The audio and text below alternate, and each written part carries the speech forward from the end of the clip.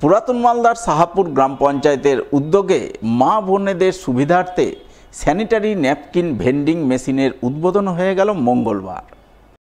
এদিন সাহাপুর দোলমঞ্চ পাড়ার সুস্বাস্থ্য কেন্দ্রে এই ভেন্ডিং মেশিন উদ্বোধন করা হয়। আনুষ্ঠানিক উদ্বোধন করেন সুস্বাস্থ্য কেন্দ্রের community health officer Supriti Ghosh. এছাড়াও উপস্থিত ছিলেন স্থানীয় গ্রাম পঞ্চায়েত সদস্য শঙ্কর মণ্ডল সহ অন্যান্যরা। শঙ্করবাবু জানান, মা বোনেদের সুবিধার্থে সাহাপুর গ্রাম পঞ্চায়েতের পক্ষ থেকে গ্রাম পঞ্চায়েত এলাকার 5টি সুস্বাস্থ্য কেন্দ্রেই আজ স্যানিটারি ন্যাপকিন ভেন্ডিং মেশিন বসানো হলো। এই মেশিনে 5 টাকা দিলেই মিলবে একটি স্যানিটারি ন্যাপকিন। মা এবং বোনেদের সুবিধার ক্ষেত্রে আমাদের এখানে ন্যাপকিন প্যাড মেশিন বসানো হলো। তাতে আমাদের সাহাপুরের মা বোনদের যে উপকৃত হবে, আমরা সেটা চিন্তাভাবনার উপরে আমরা এটা বসিয়েছি। আগামী দিনে যাতে আমাদের এইরকম সাহাপুরের আমরা ছোট ছোট কাজগুলো দেখব, যেখানে যেটা প্রয়োজন সেটা আমরা আগামী দিনে করব। এটা আমরা সাহাপুর গ্রাম পঞ্চায়েত থেকে একটা উদ্যোগ নিয়েছি।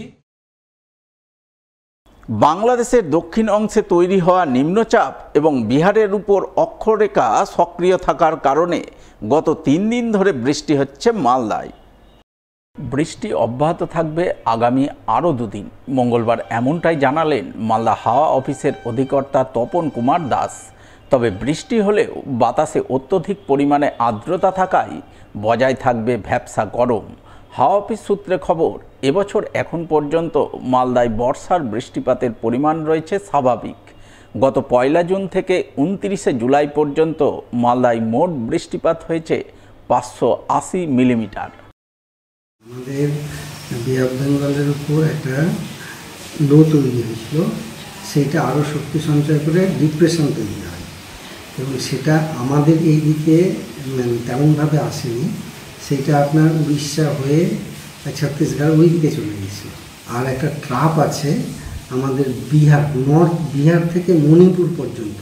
হ্যাঁ, এই দুয়ের কারণে একটা সাইক্লোনিক সার্কুলেশন বাংলাদেশের উপর আছে, আর আমাদের এই যে ট্রাপ বিহার থেকে আপনার মণিপুর পর্যন্ত বিস্তৃত আছে। এই দুয়ের কারণে আমরা আগামী আরও 2 দিন বৃষ্টি পাব।